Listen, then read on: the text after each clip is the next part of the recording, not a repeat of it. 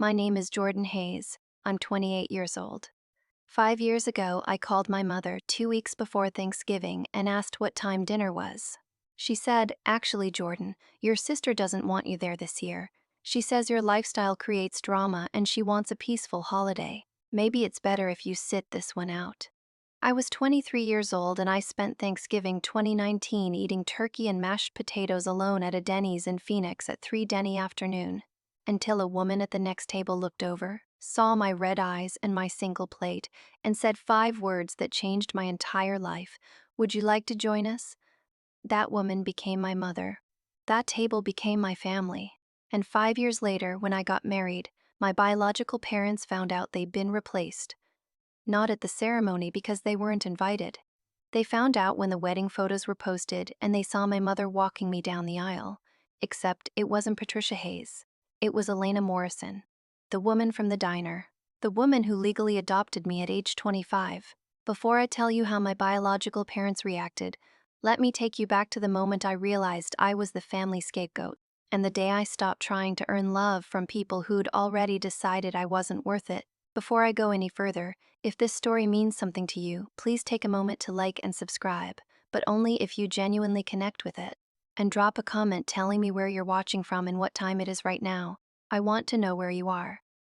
Now, let me take you back to 2010. I was 14 years old, starting high school in Phoenix, Arizona. My sister Melissa was 18, a senior, and everything I wasn't. She was captain of the volleyball team, honor roll student, youth group leader at our church. She had blonde highlights, a perfect smile, and a bedroom full of trophies. I had art supplies, band posters, and a journal I kept hidden under my mattress. We weren't rivals. We weren't even in the same universe. Melissa was the sun, and I was supposed to orbit quietly without blocking her light. My mother, Patricia Hayes, was 47 then. A stay-at-home mom who ran the household like a military operation. Schedules, rules, appearances, everything had to look perfect from the outside. My father, Mark Hayes, was 49, an insurance adjuster who worked long hours and said very little. He nodded when my mother spoke and never contradicted her, not once in my entire childhood. Growing up, there was a pattern I didn't have words for until much later. Every time Melissa and I had a conflict, I was the problem. Every time something went wrong, I was the cause. It didn't matter what actually happened. The narrative was pre-written. Melissa was good. Jordan was difficult. When I was 12, Melissa broke my art project the night before it was due for school. She'd been practicing volleyball in the living room, which she wasn't supposed to do, and spiked the ball directly into my papier-mâché sculpture of the solar system. It shattered. 3 weeks of work. Gone. I cried. Melissa shrugged and said, "Why'd you leave it there?" My mother came into the room, saw the mess, and looked at me. "Jordan, you know better than to leave your things in common areas. Clean this up." "But Melissa," "I don't want to hear it. Clean it up and get ready for bed."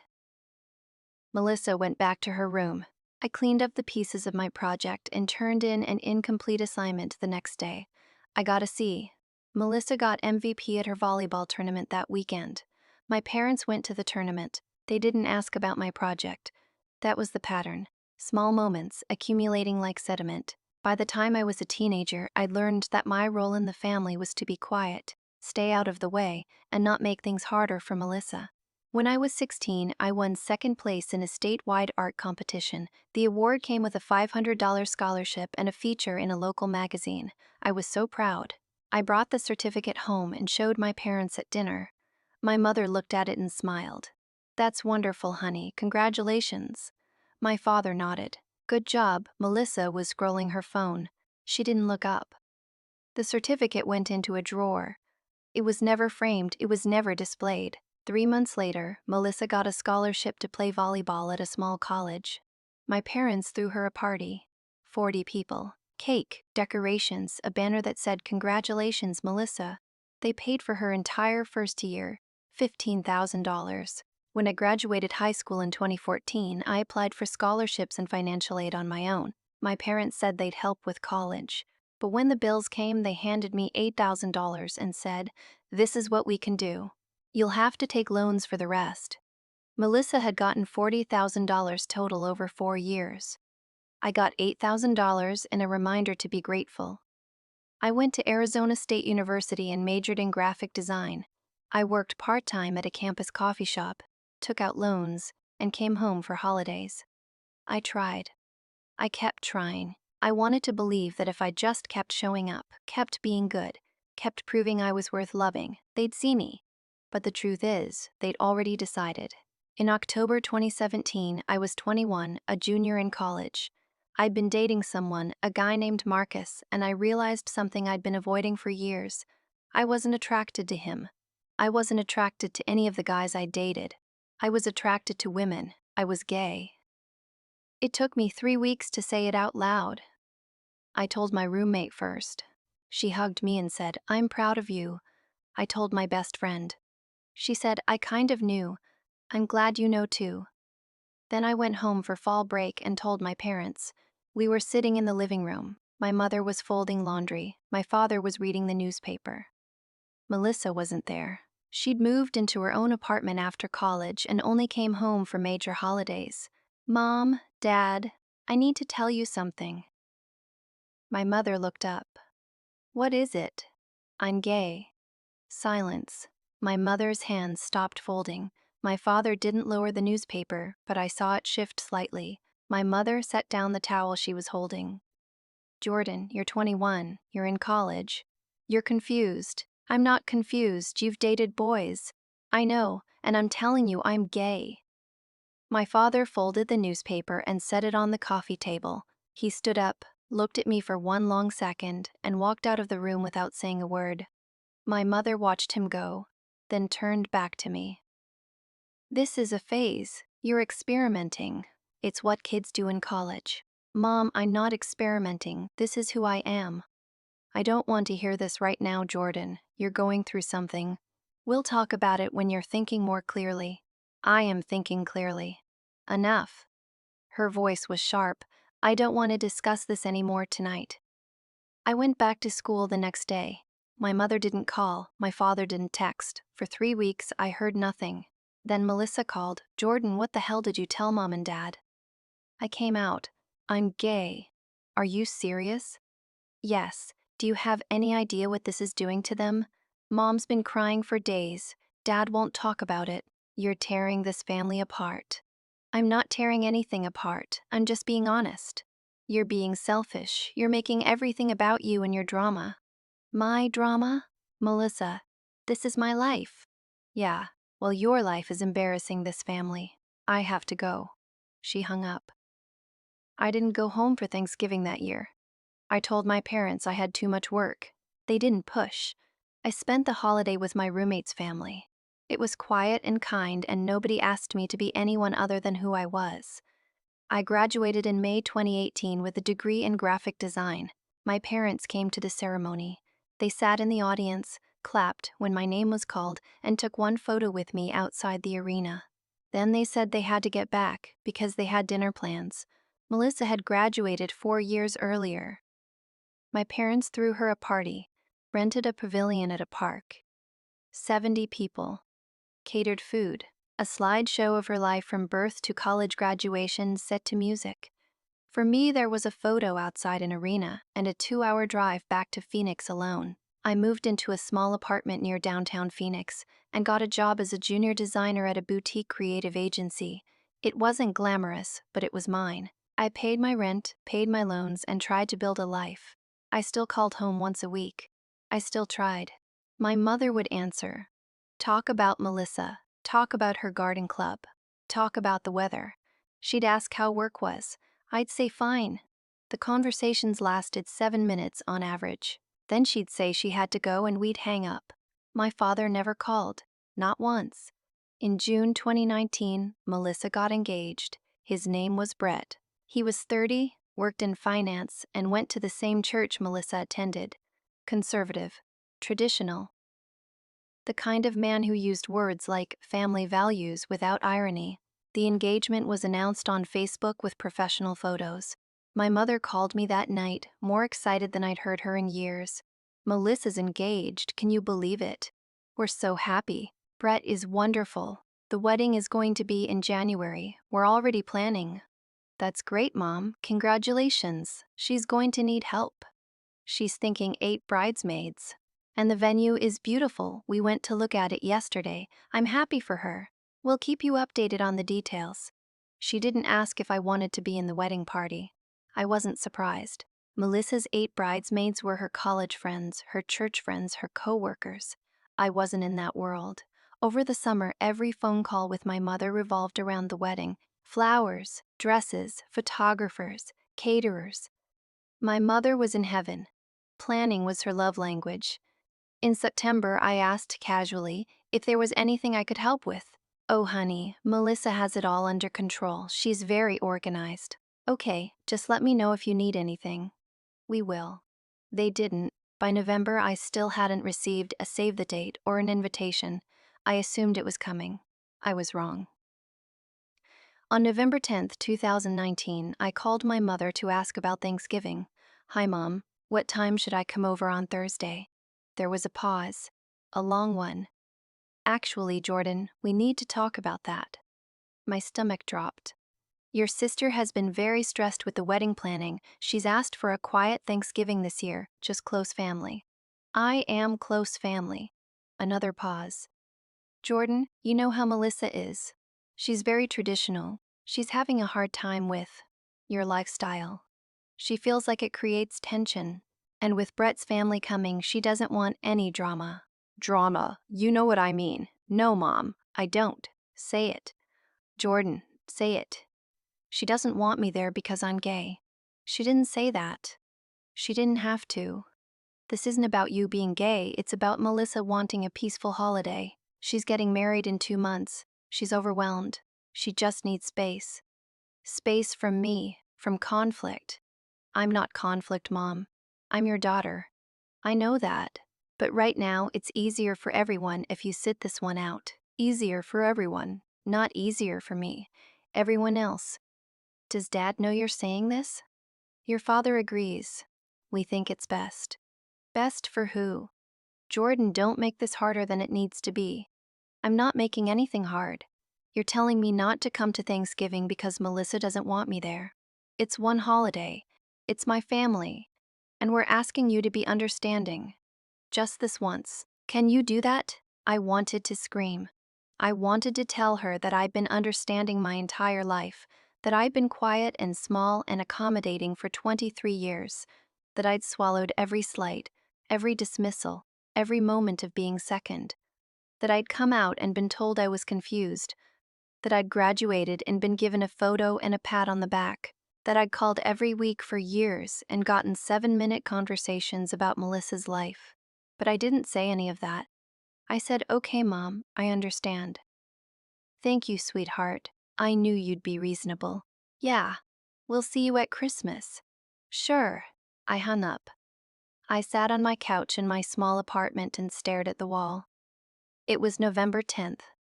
Thanksgiving was in 18 days. My family didn't want me there, not because I'd done anything wrong, not because I'd caused a problem, because my existence, my identity, made my sister uncomfortable, and my mother, my father, had decided that her comfort mattered more than my presence.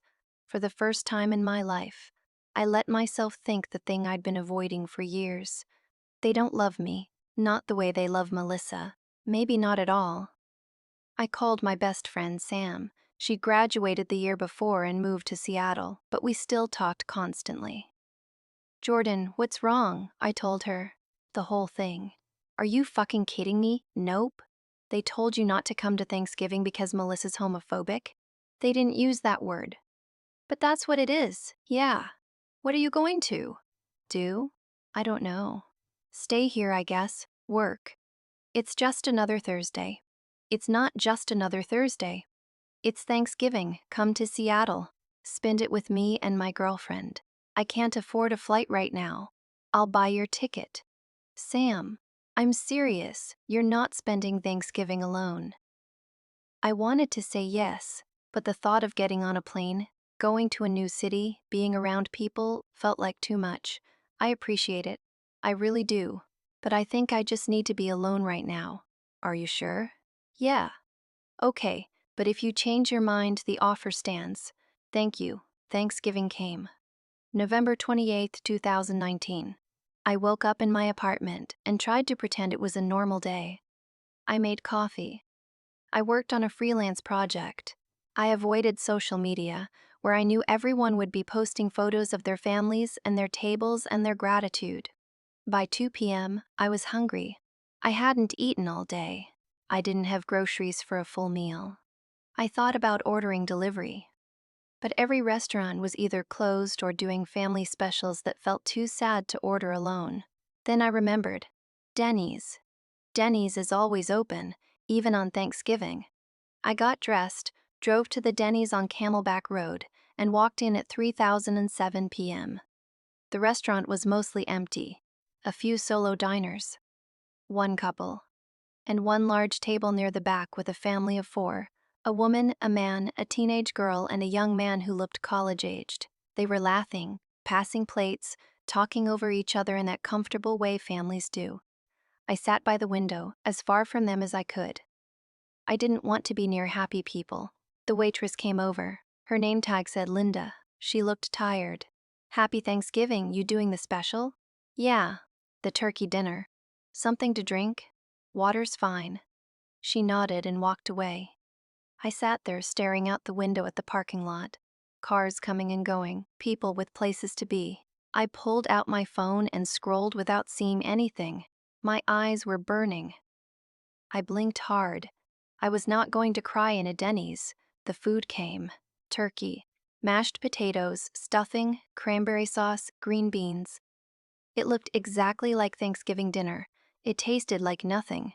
I cut the turkey into small pieces and tried to eat. Each bite felt like swallowing rocks. I set down my fork and pressed my palms against my eyes. "Don't cry, don't cry, don't cry." I felt someone standing next to my table. I looked up. It was the woman from the family table. She was in her late 40s, warm brown skin, dark hair pulled back in a bun, kind eyes. "I'm sorry if this is forward," she said gently, "but are you alone today?" I couldn't speak. If I spoke, I'd cry, so I just nodded. She smiled, soft, no pity, just warmth. "Would you like to join us? We have plenty of room. And plenty of food." I shook my head. "I'm okay. Thank you." "Are you sure?" "Because you look like you could use some company. And we'd love to have you." I looked past her at the table. The man was watching, smiling. The teenage girl waved. The young man gave a small nod. "I don't want to intrude." "You're not intruding. I'm inviting you. Come on." She held out her hand. I looked at her hand, at her face, at the table behind her, and I thought, what do I have to lose? I stood up. "Okay, thank you. No need to thank me. I'm Elena. Elena Morrison." She led me to their table. The man stood and shook my hand. "David Morrison, good to meet you." "Jordan." The teenage girl smiled. "I'm Sophia. This is my brother Carlos." Carlos nodded. "Hey, sit down. We've got plenty." They made space. Elena sat next to me and immediately started putting food on a plate. "Do you like sweet potatoes? Stuffing? Here, try the green bean casserole. David made it. It's his one dish and he's very proud." David laughed. "I'm a man of limited talents." Sophia rolled her eyes. "Dad, you literally do taxes for a living. You have talents. Numbers and green bean casserole. That's the list." They were easy, comfortable. They didn't ask me why I was alone. They just made space and kept talking. Carlos asked what I did for work. I told him graphic design. He said he was studying computer science at ASU.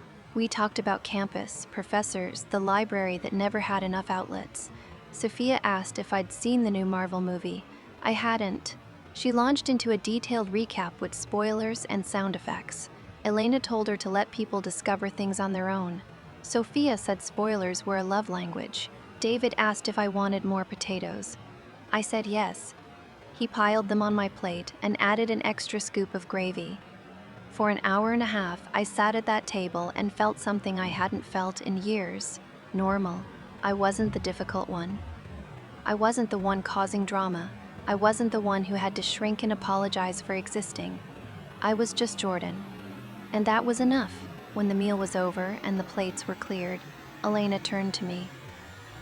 Jordan, I don't know your story, and you don't have to tell me. But I want you to know something. Family is who shows up, not who you share DNA with. You showed up today even when it was hard. That takes courage. My throat tightened. Thank you for inviting me. I was having a really hard day. We all have hard days. That's why we need each other. She pulled a napkin from the dispenser and wrote her phone number on it with a pen from her purse. If you ever need anything, a meal, a conversation, a place to just sit and be quiet, call me. Truly. I took the napkin. I will, thank you. I meant it as a polite thing you say. But 2 weeks later, I texted her, Hi, this is Jordan. From Thanksgiving, I just wanted to say thank you again. That meant more to me than I can explain. She texted back in 5 minutes, Jordan, I'm so glad you reached out. Do you have time for coffee this week? I'd love to catch up. We met at a coffee shop in Scottsdale. We talked for 2 hours. I told her about my family, carefully, without going into too much detail. I told her I was gay. I told her my sister was getting married and I wasn't invited. I told her I'd been excluded from Thanksgiving. Elena listened. She didn't interrupt. She didn't offer solutions. She just listened. When I finished, she said, I'm sorry that happened to you. You deserved better. Not, they didn't mean it. Or I'm sure they love you. Just, you deserved better. I started crying in that coffee shop. Not quiet tears. Full sobs. Elena handed me napkins and didn't look away. When I could breathe again, she said, Can I tell you something about my life? I nodded. I came to the United States from Mexico when I was 15. My parents sent me to live with my aunt because there was no work, no future where we were. I left my whole family behind. For years, I thought that made me a bad daughter, that I'd abandoned them. You were surviving. Exactly, and so are you. You didn't abandon your family, Jordan. They excluded you. There's a difference. She reached across the table and took my hand. Family is supposed to be where you're safe, where you're loved, where you don't have to explain yourself or shrink to fit. If your family can't give you that, it's okay to find people who can. Over the next few months, Elena and I met regularly. Coffee, lunch, walks. She invited me to dinners at her house. I met David and Sophia and Carlos again. They welcomed me like I'd always been there. I spent Christmas with them. New Year's, my birthday in April. My biological family didn't call on any of those days. Melissa's wedding was in January 2020. I didn't go. I wasn't invited. I saw photos on Facebook. Melissa in a white dress, Brett in a tux, my parents smiling in the front row. 8 bridesmaids. A reception with 200 guests. I felt nothing. In March 2020, my mother called. Jordan, it's Mom. Hi. I haven't heard from you in a while. How are you? I'm fine. Good. Good. Listen, I wanted to check in. You seemed upset about Thanksgiving. I was excluded from Thanksgiving. Jordan, don't be dramatic. It was one holiday. Right. Are you going to hold that against us forever? I'm not holding anything against anyone, Mom. I'm just living my life. Well, your father and I miss you. We'd love to see you soon. I'll think about it.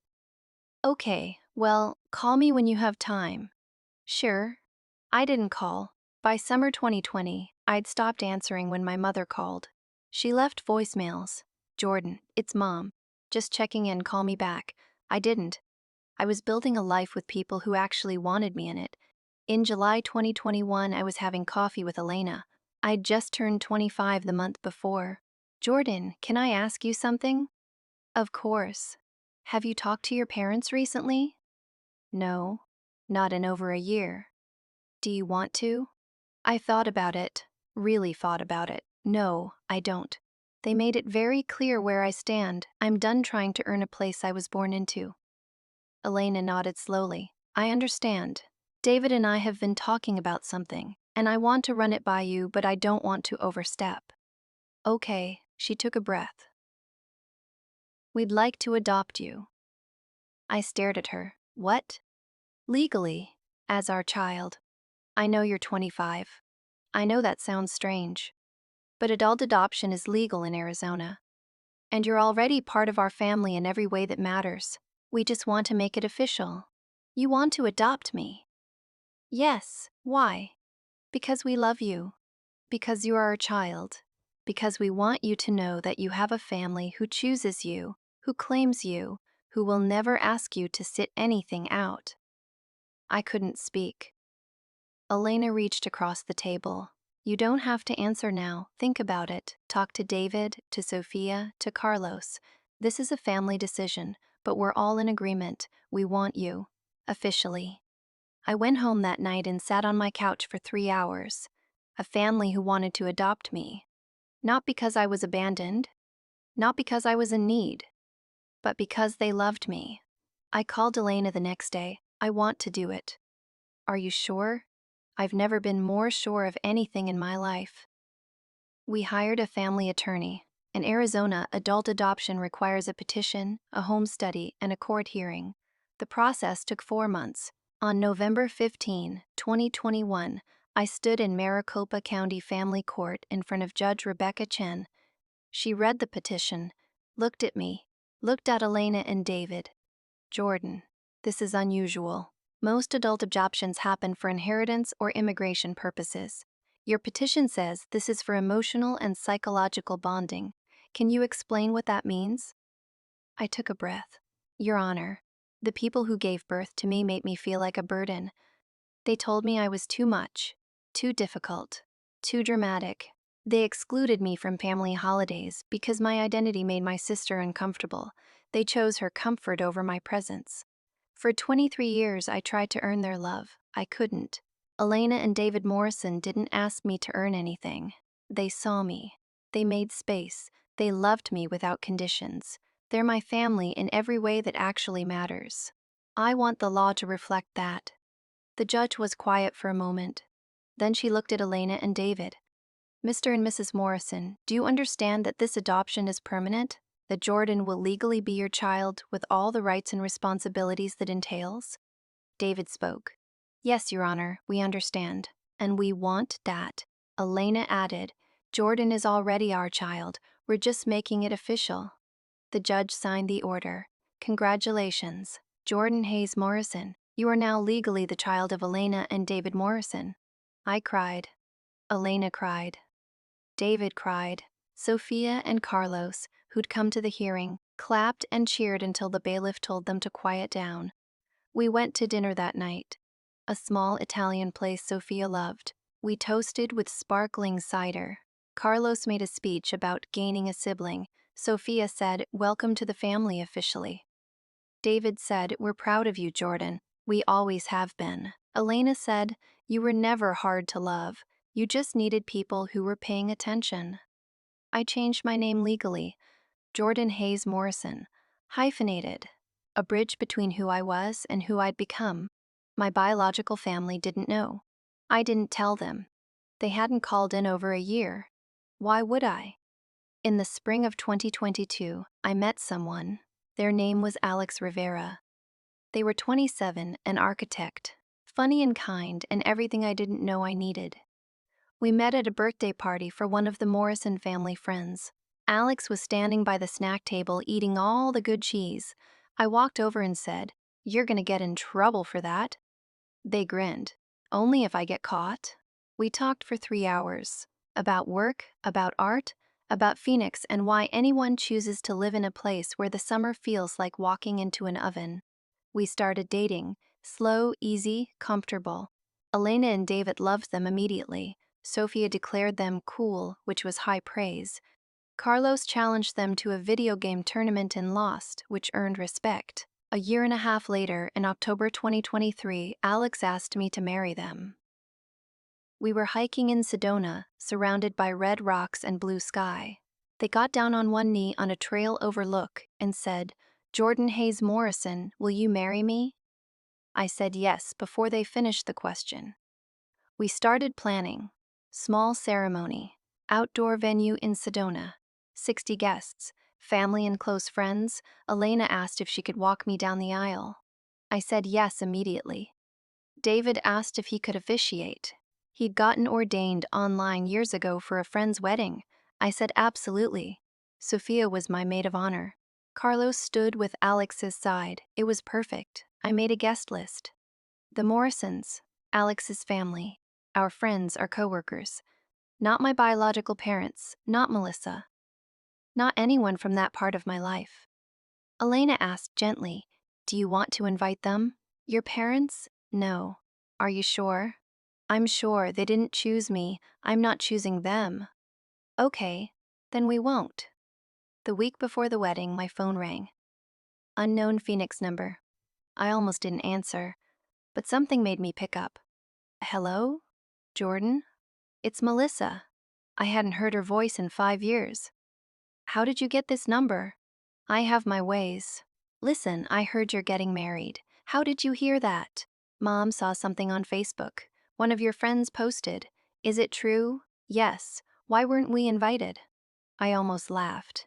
"Why would you be? We're your family." "No, you're not. Not for 5 years. You're really going to hold one Thanksgiving against us forever?"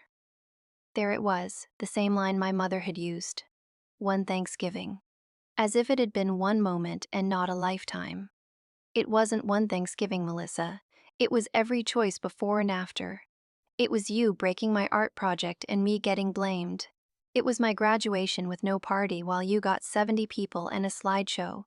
It was me coming out and you telling me I was embarrassing the family. It was you telling Mom you didn't want me at Thanksgiving because my lifestyle made you uncomfortable.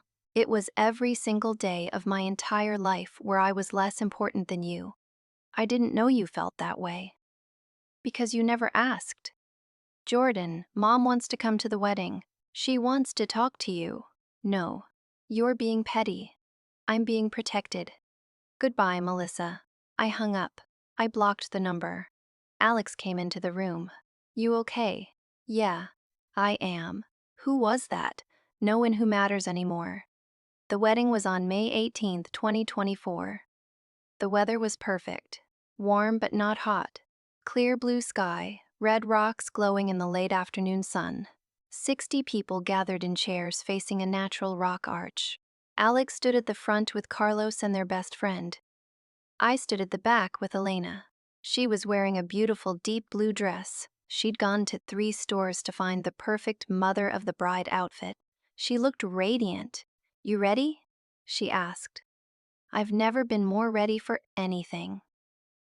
She took my arm. The music started.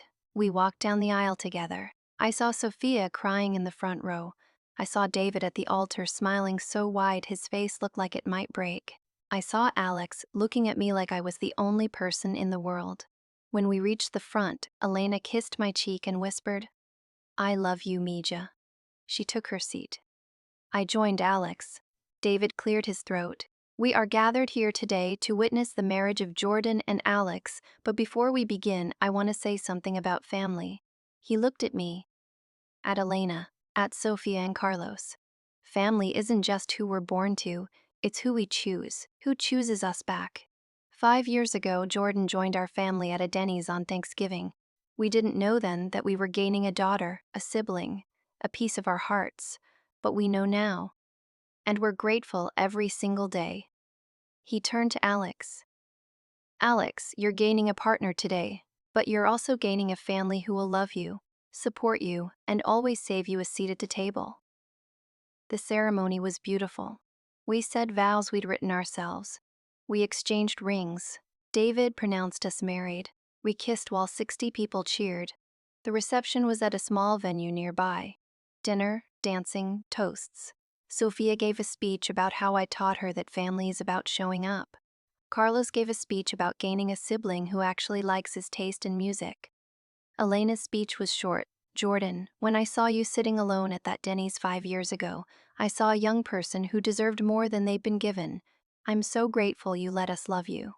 Welcome to forever." The photographer captured everything. Every hug, every dance, every moment. At the end of the night, Alex and I posted photos to Instagram. We'd talked about this. We knew Melissa followed some of our mutual friends. We knew the photos would make it back to my biological family. We posted them anyway. The first photo, Elena walking me down the aisle, her hand on my arm, both of us smiling. The second photo, David officiating, his hands raised, me and Alex holding hands. The third photo, a family photo.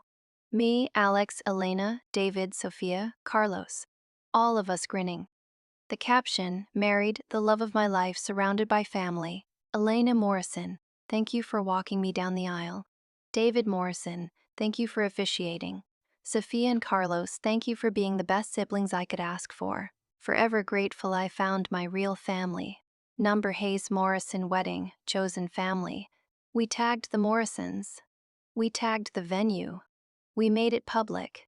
Then we went on our honeymoon. We were in San Diego when my phone rang. I was lying on the beach, half asleep. I looked at the screen. Patricia Hayes. I hadn't blocked her number. I didn't think I needed to. She hadn't called in 2 years. I answered.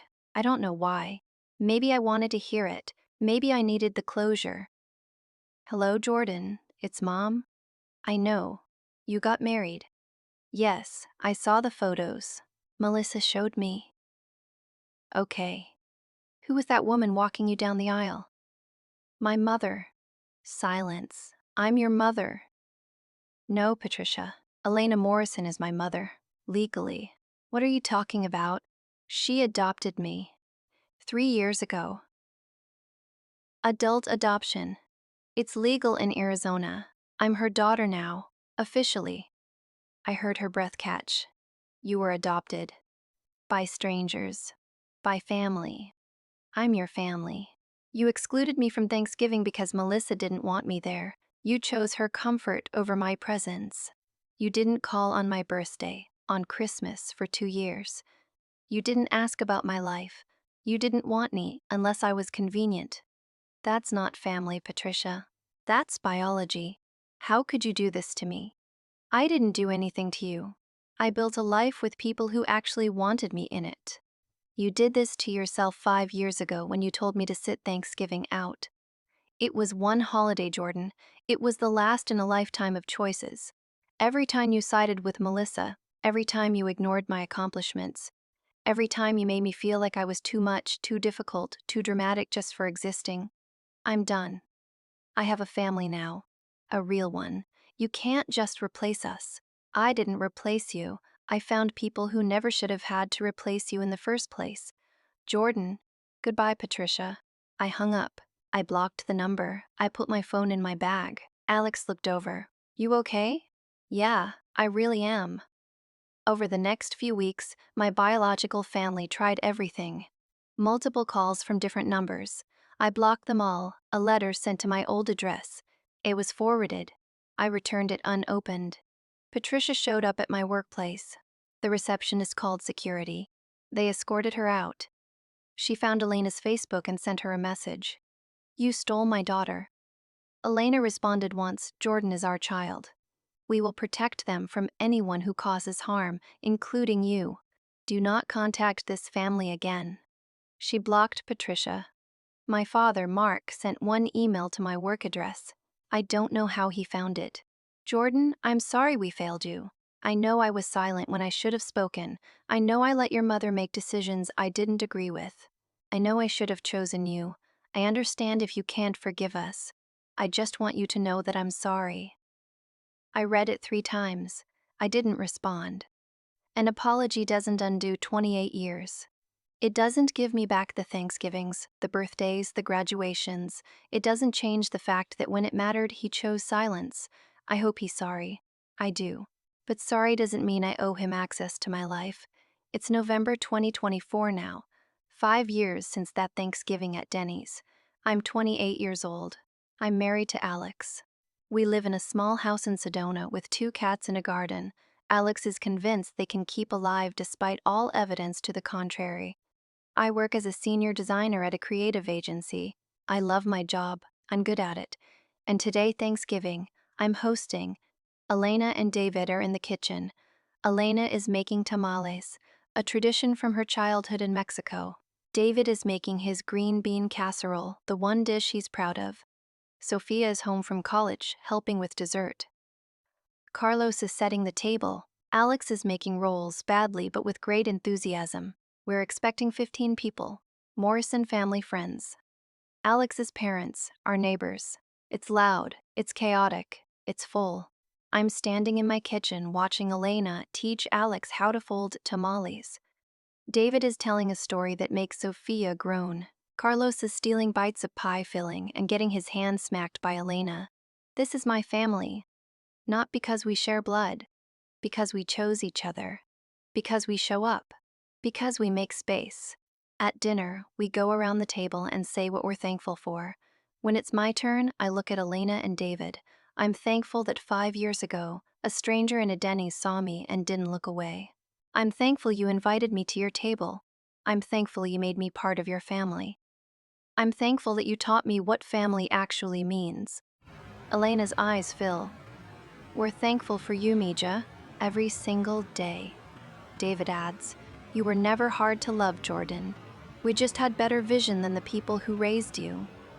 Later, after dinner, I'm in the kitchen washing dishes with Elena. It's our routine, we clean together. Mama, I say. It still feels new, that word. Mama. But it feels right. See, Mija. I never properly thanked you. For that day. For inviting me to your table. She sets down the dish she's drying and turns to me. You didn't need to thank me, we got a daughter out of it. 3 children instead of 2. That was the best Thanksgiving of my life. Mine too. David walks into the kitchen. Who wants pie? We all laugh. We eat pie in the living room. We play board games. We argue about the rules. We laugh until our sides hurt. At the end of the night, after everyone's gone home, Alex and I are cleaning up. You okay? They ask. Yeah, I'm really okay. You haven't mentioned them once today. Your bio family. I know. I didn't think about them, not even once. Is that weird? No, it's healing.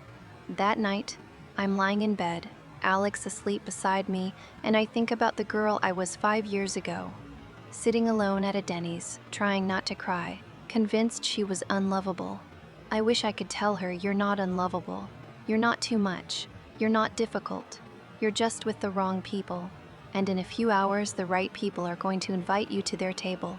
And everything is going to change. If you're reading this, if you're listening to this, and you see yourself in my story, I want you to know something. Family is who shows up, who makes space, who loves you without asking you to shrink. If the people who raised you can't do that, it's okay to find people who can. You're not being selfish. You're not being petty. You're not holding grudges. You're protecting yourself. You're choosing health over history. And that's not betrayal, that's survival. Had you ever been excluded by your own family? Told you were too much or too difficult just for being yourself? Or have you found your real family outside of blood? Tell me your story in the comments. I want to hear about the people who chose you when your family wouldn't. If this story reminded you that family is about who shows up, not who you're related to, hit that subscribe button. Drop a like if you've ever had to build your own family from scratch. And check the description for another story about someone who had to choose between the family they were born into and the family they deserved. Thank you for being here. Thank you for listening. My name is Jordan Hayes Morrison. I'm 28 years old, and I finally have a family that wants me,